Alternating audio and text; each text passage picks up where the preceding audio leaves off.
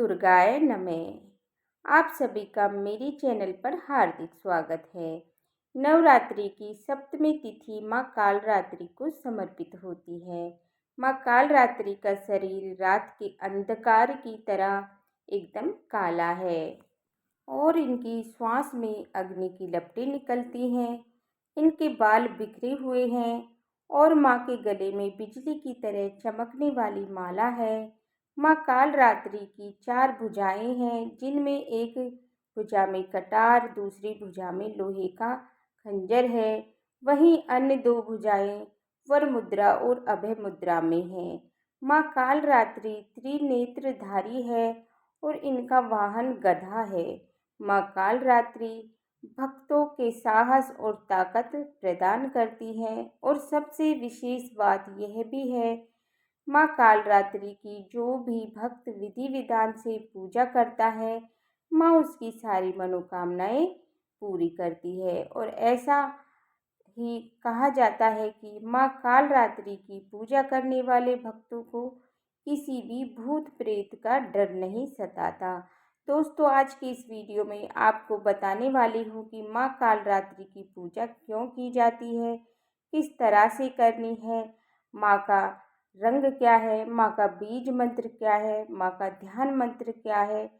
तो आज की पूजा की जाती है, किस तरह से करनी है, किन बातों को पूजा करते समय ध्यान हमें रखना है, व्रत करते समय कौन सी कथा आपको सुननी है और किन मंत्रों का आपको जाप करना है।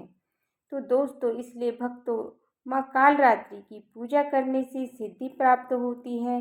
माँ कालरात्रि काल से भी रक्षा करती है, इसलिए जो भी इनके भक्त हैं उनको अकाल मृत्यु का भय भी नहीं रहता।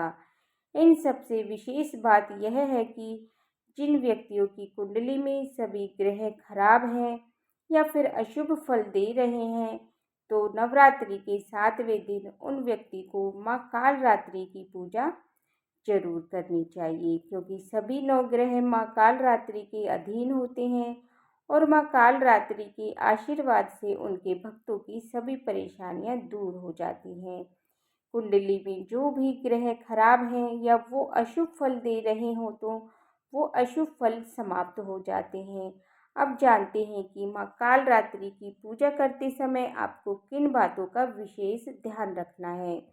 दोस्तों, माँ कालरात्रि की पूजा के लिए आपको सुबह जल्दी उठकर स्नान करना है, साफ कपड़े पहनने हैं और अपने मंदिर को गंगा जल से छिड़क कर पवित्र कर लेना है। माँ कालरात्रि की प्रतिमा या तस्वीर पर गंगा जल छिड़कना है और जिस तरह से आप हर रोज नवरात्रि में आप पूजा करते हैं, उसी तरह से आपको माँ कालरात्रि की पूजा करनी है। साथ ही कुछ विशेष बातों का ख्याल आपको माँ की पूजा करते समय रखना है। इसके बाद माँ कालरात्रि को कुमकुम, लाल पुष्प, रौली आदि चढ़ाएं। उसके बाद माँ को माला के रूप में नींबुओं की माला पहनाएं और माँ के आगे तेल का दीपक जलाएं। उनकी पूजा करनी है। और अगर आप माँ कालरात्रि को रात रानी का फूल चढ़ाते हैं तो उसका भी आपको विशेष फल मिलेगा। माँ कालरात्रि को गुड़ का भोग बहुत प्रिय है, इसलिए जो भी भक्त नवरात्रि के 7वें दिन माँ को गुड़ का भोग अर्पित होता है, माँ कालरात्रि उसे विशेष कृपा प्राप्त होती है। साथ ही ऐसे भक्तों के ऊपर से अकाल मृत्यु का डर भी दूर हो जाता है। इसके बाद पूरे विधि विधान से माँ की पूजा करने के बाद माँ के बीज मंत्र का जप और मंत्र का जाप, ध्यान मंत्र का जाप करने के बाद आपको व्रत की कथा सुननी है। उसके बाद आप धूप दीप से माँ की आरती करें और आरती उतारने के बाद आपको भोग लगाना है। और भोग लगाने के बाद आपसे जाने अनजाने में जो भी गलती हुई होती है, उसके लिए आपको क्षमा याचना आपको माँ से मांगनी है। माँ कालरात्रि की पूजा करते समय आपको इन मंत्रों का जाप करना चाहिए। माँ का मंत्र है ओम कालरात्रये नमः। माँ का ध्यान मंत्र है या देवी सर्वभूतेषु कालरात्रि रूपेण संस्थिता नमस्तस्यै नमस्तस्यै नमस्तस्यै नमो नमः। नवरात्रि के 7वें दिन आपको दुर्गा सप्तशती के 8वें अध्याय का पाठ करना या सुनना है, जिससे रक्त बीज के वध का वर्णन किया गया है। अब सुनते हैं माँ कालरात्रि की व्रत कथा। पौराणिक कथा के अनुसार तीनों लोकों में शुंभ निशुंभ और रक्त बीज तीनों राक्षसों ने आतंक मचा रखा था। इससे परेशान होकर सभी देवता भगवान शिव के पास इस समस्या के समाधान के लिए पहुँचे। तब भगवान शिव ने माँ आदिशक्ति से उन तीनों का संहार करने और अपने भक्तों की रक्षा करने के लिए कहा। इसके बाद माता पार्वती ने उन दुष्टों के संहार के लिए माँ दुर्गा का रूप धारण कर लिया और माँ ने शुंभ और निशुंभ को वध करके उनका अंत कर दिया। लेकिन जैसे ही माँ ने रक्त बीज पर प्रहार किया, उनके रक्त से अनेकों रक्त बीज उत्पन्न हो गए। यह देखकर माँ दुर्गा ने कालरात्रि का रूप धारण कर लिया। इसके बाद माँ कालरात्रि ने रक्त बीज पर प्रहार करना शुरू कर दिया और उसके रक्त बीज के मुंह से मैं भर लिया और रक्त बीज का गला काट दिया। यह थी माँ कालरात्रि की व्रत कथा। अगर इस कथा को सुनने के बाद माँ की आरती करनी चाहिए और फिर क्षमा याचना करनी चाहिए। इन शब्दों में आपको करनी है माँ की क्षमा याचना। माँ की क्षमा याचना है, हे परमेश्वरी, मेरे द्वारा रात दिन सहस्त्रों अपराध होते रहते हैं। अपने भक्त समझकर मेरे उन अपराधों को आप कृपा पूर्वक क्षमा करो।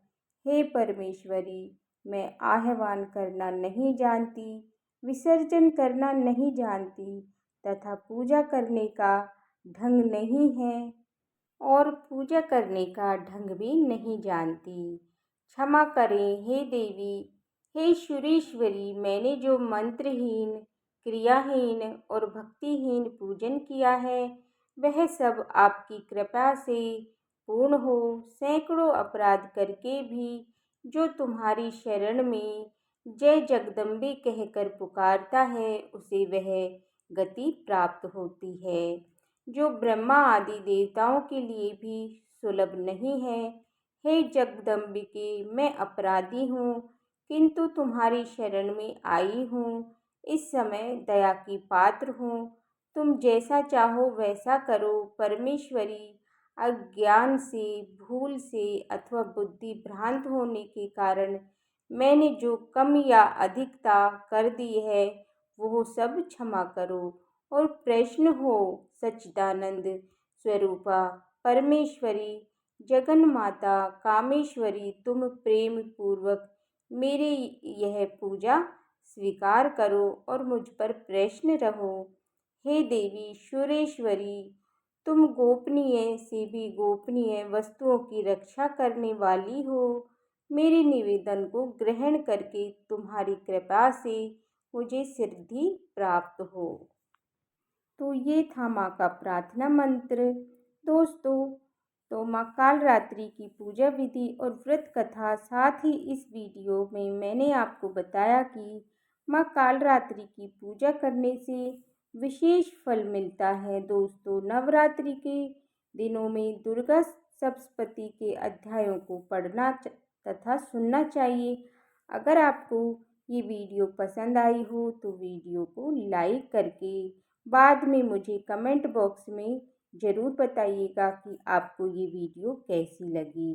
ज़्यादा से ज़्यादा शेयर करिए इस वीडियो को और साथ ही अगर आपने अभी तक मेरा चैनल सब्सक्राइब नहीं किया है तो प्लीज़ सब्सक्राइब करके साथ ही बेल आइकन प्रेस कर लें, जिससे मेरे चैनल पर अपलोड होने वाली वीडियो का नोटिफिकेशन आप सभी को समय पर मिल पाए।